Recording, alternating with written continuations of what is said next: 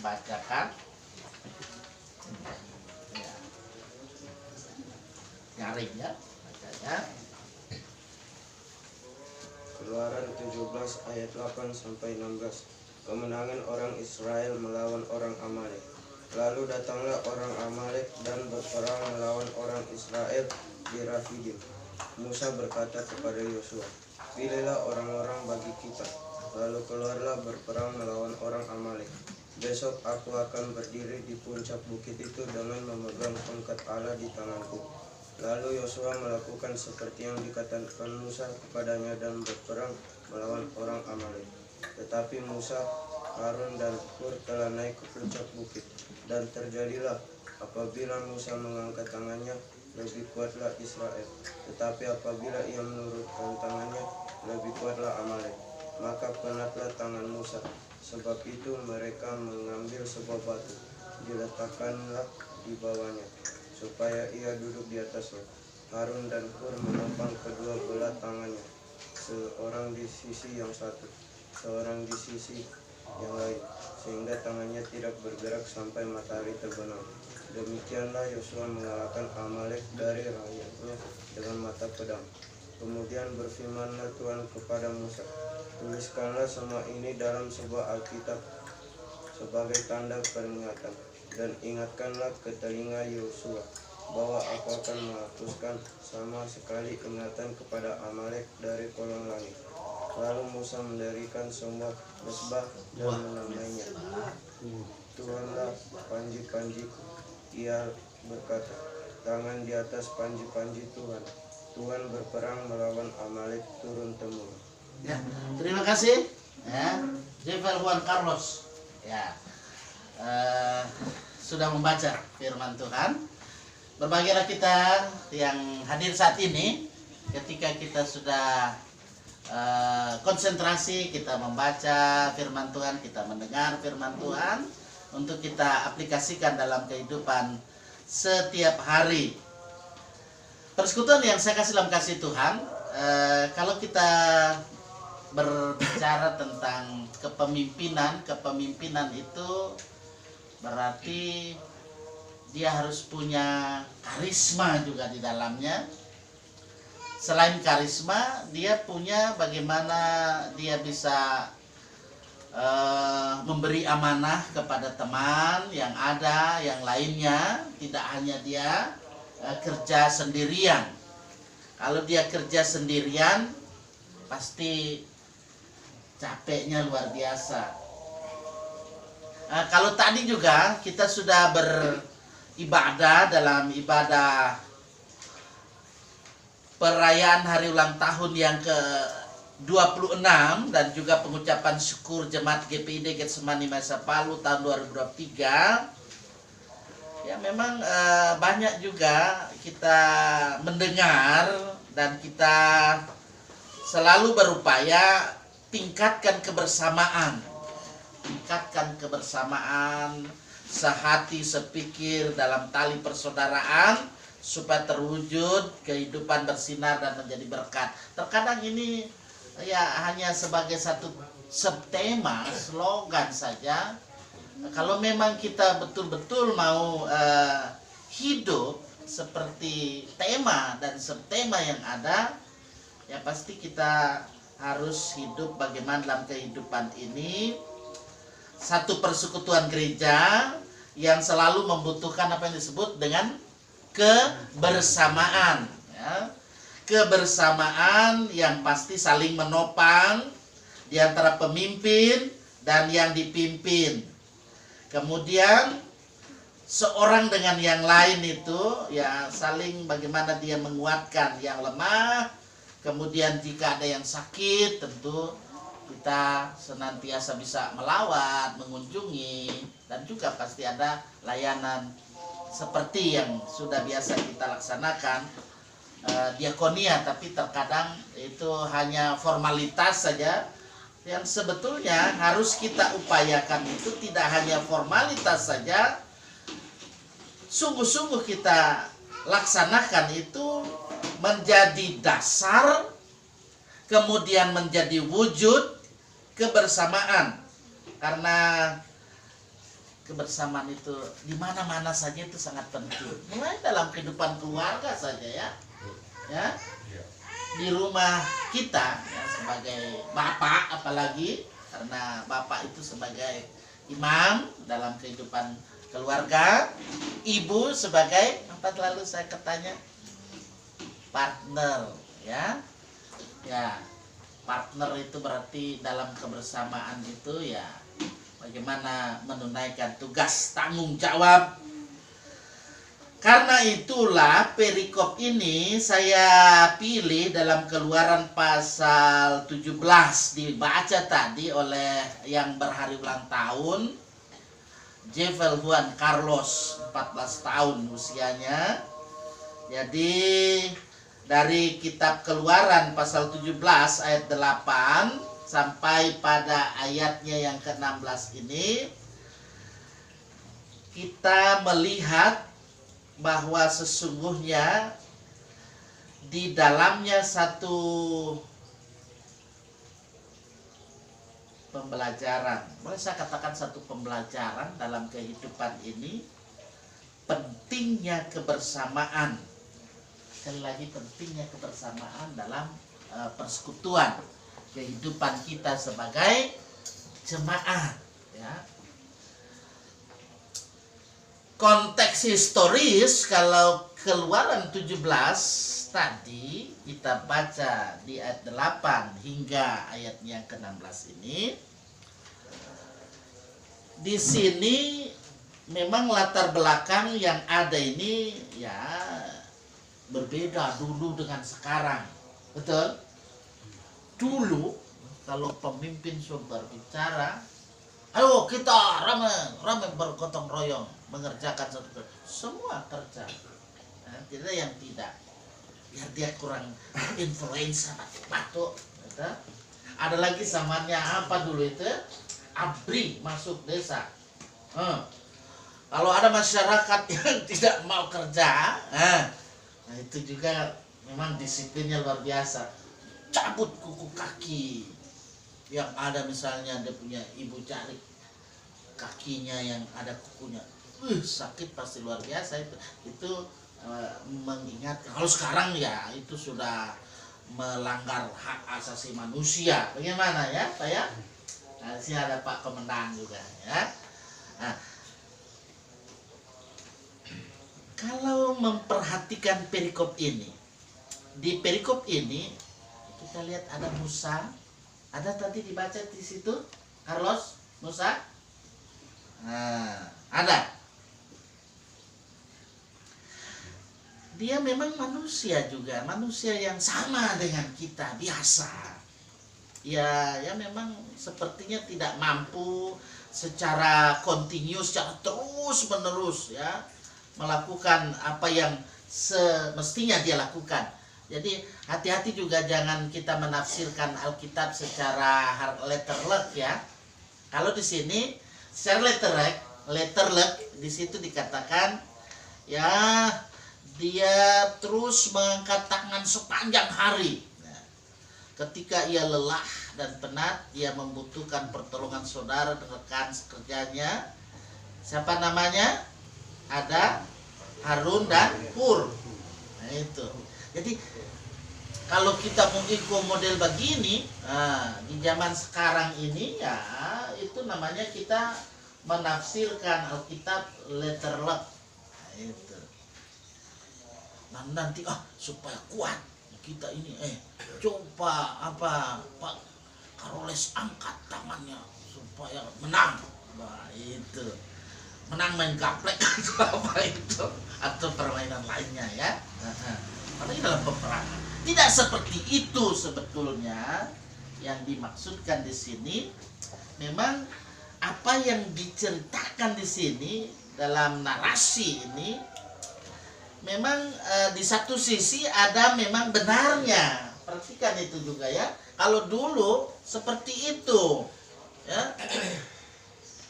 Dia angkat tangannya karena tangan ini punya power ya. Ada kekuatan, ada kuasanya juga ya. Jangan pandang enteng di tangan. Makanya jangan pakai bapak tuh naik tua bahaya itu kan. Jangan ya, biar marah bagaimana, jangan sekali-kali itu memukul.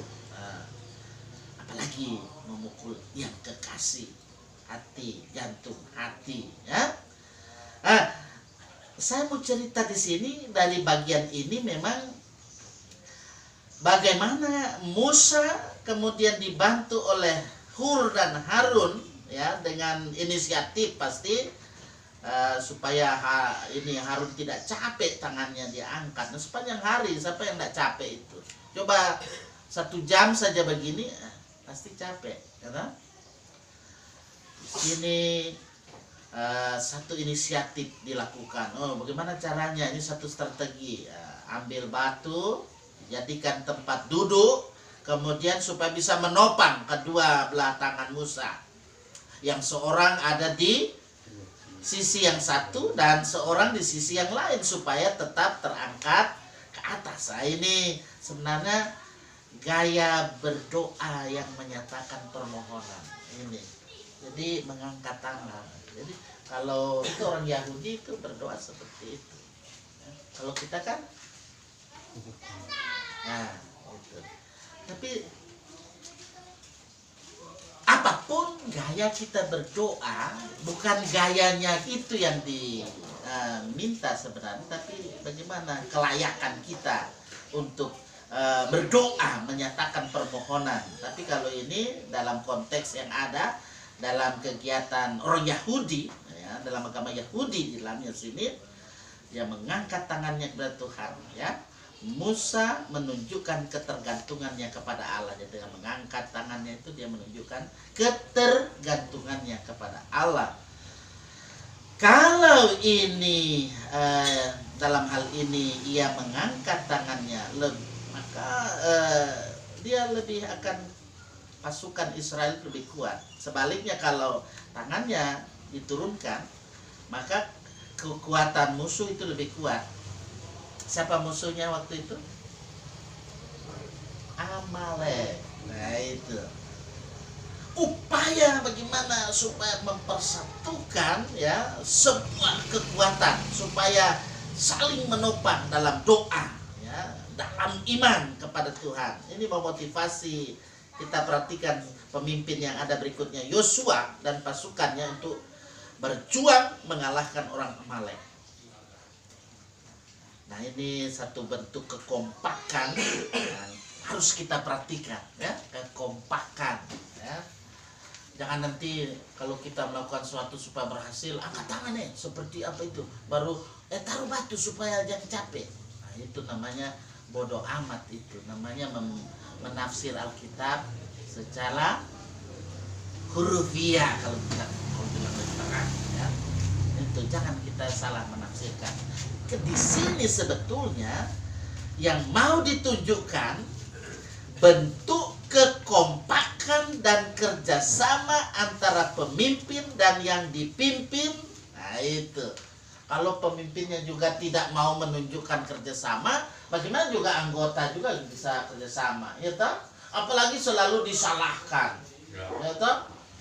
Ada pendapatnya, usah kamu bilang begitu. So memang so begini itu. Nah itu. Akhirnya kapan bersatu kita teguh? Karena itu selalu bercerai runtuh. Nah, ini di Kom Bapa saya ingatkan supaya dalam kehidupan kita, ya, perhatikan ini, ya. Jadi pemimpin itu tidak boleh dia hanya pro sebelah, itu terkadang kan pro sebelah, itu oh ini DPA kekuatan di sini. Kalau DPA apa itu dianggap tak penting, nah, gitu. Padahal yang itu yang satu power, satu kekuatan yang menyatukan dalam bagaimana kita berjuang dalam hidup ini. Kerjasama antara pemimpin dan yang dipimpin, kemudian saudara dan rekan sekerja, mengindikasikan atau menyatakan bahwa tokoh pemimpin membutuhkan topangan. Itu bukan nanti ambil batu kong topang dia nyanda. Tapi kalau sekarang kan kalau memang betul-betul doi ya kita topang dengan juga doi. Kalau sekarang mau kemana misalnya berkunjung, nggak mungkin mau pakai air toh, pasti bensin atau solar. Kalau dia BBM-nya solar ya solar atau bensin dan seterusnya. Itu logikanya seperti itu. Tokoh pemimpin yang selalu tentu dalam hal ini membutuhkan topangan, dukungan dari orang lain untuk bagaimana dia meraih kemenangan. Seperti topangan Harun dan Hur dalam bagian perikop ini bukan yang seperti itu yang diharapkan sekarang ya. Nanti ambil batu kalau topang di tangan supaya lebih kuat. Tidak seperti itu ya. Butuh dana, kita bantu dengan dana. Seperti itu. Supaya sama-sama meraih keberhasilan, kesuksesan. Ini satu hakikat yang perlu kita perhatikan, hakikat satu persekutuan yang saling menopang ya, satu sama lain. Apalagi dalam kehidupan persekutuan pelka pria, kaum bapak. Begitu juga ibu-ibu, ya, sama sebenarnya itu. Bagaimana kekompakan, ya. Kalau kita lihat di sini dari perikop yang ada bahwa bagaimana mengupayakan kebersamaan, itu dimulai satu relasi hubungan ya, relasi atau hubungan yang vertikal. Nah, itu hubungan yang vertikal itu berarti hubungan dengan Allah. Kan ada terkadang dia mengaku punya hubungan dengan Allah, tetapi lain-lain, betul? Itu harus betul-betul hubungan vertikal dengan Allah harus terjadi tanpa memohon dan tanpa mengangkat tangan kepada Allah ya. Doa Musa, Harun dan Hur, maka Yosua tidak dapat mengalahkan orang Amalek. Nah, itu berarti harus senantiasa bersama mendukungnya ya. Demikian juga dalam kehidupan kita dewasa ini di era apa namanya sekarang? Di era disrupsi ini ya, atau new modern ini ya. Memang perang yang kita hadapi tidak hanya dalam pengertian fisik ya, seperti ya menghadapi karena ada gangguan teroris misalnya, gangguan kejahatan ya dan lain sebagainya. Tapi kita harus melihat ada perang rohani yang harus kita pakai untuk mengalahkan segala bentuk dalam tanda kutip kuasa apa? Jahat. Itu karena sampai saat ini kan kuasa jahat itu selalu saja ada. Biar di dalammu apa juga ada itu. Perhatikan saja itu. Kuasa jahat itu ya, menyebut diri apa misalnya gitu, padahal kuasa jahat yang sering kali menindas, sering kali menyengsarakan kita manusia sehingga kita dijadikan ya tidak berdaya mengembangkan segala potensi yang dimiliki itu sebagai anugerah Tuhan Allah dalam kehidupan kita. Persekutuan pelka pria kaum bapa bersama ibu yang boleh hadir seberapa kita yang ada ya. Mari bapak-bapak hendaklah jadi pelopor untuk bagaimana kita ya memberi topangan ya, kepada mereka yang dipercaya sebagai pemimpin. Nah, itu entah legislatif, nah, itu eksekutif dan yudikatif. Nah, itu nation namanya. Nation apa? Halo bapak-bapak, punya nation building. Nah, itu. Semangat kebangsaan di sini Pak Komandan kita, semangat kebangsaannya luar biasa. Merdeka Pak. Nah, iya. Merdeka. Jadi memang itu harus ada dalam kehidupan kita sebagai warga gereja, bukan nanti apa ya, supaya kita jangan seperti katak di bawah tempurung ya. Kita sebagai bapak-bapak berikan topangan kepada mereka yang sudah tentu berjuang dalam kehidupan ini untuk keadilan dan kebenaran, ya. Begitu juga dalam kehidupan kita ketika menyampaikan firman Allah. Nah, itu jelas sudah, itu tanpa saya jelaskan, tak? Bagaimana kita mendoakan, memberi penguatan dalam tugas tanggung jawab panggilan pelayanan. Tapi juga gereja dalam hal ini terus harus memikul tanggung jawab. Tanggung jawab yakni untuk berjuang bersama dalam kehidupan ini. Karena ya kelumpuhan itu tidak hanya lumpuh fisik, ya, terkadang memang lumpuh apa? Iman. Gitu? Iman kalau so lumpuh mau bikin apa? Gitu? Kecuali kita kasih apa, bang, bantu ya. Gitu? So eleba jalan sunak mampu, nah, itu ada kelumpuhan yang terjadi di tengah-tengah situasi seperti ini. Ya, kaum bapa, ya, pria kaum bapa hendaklah senantiasa dalam kehidupan ini punya motivasi mulia, penuh kasih, penuh ketulusan membantu sesama kita. Karena itu sangat perlu untuk terus membangun, untuk memelihara dan meningkatkan nilai kebersamaan yang memang ya akhir-akhir ini mulai terkikis oleh apa? Halo, Bapak-bapak? Oleh keegoisan. Itu terkadang kan ada begitu, pemimpin egoisnya luar biasa. Oh, dikasih pendapat yang gak dengar, gitu. Ketika menyalahkan lagi. Nah, itu yang biasa bikin konflik horizontal.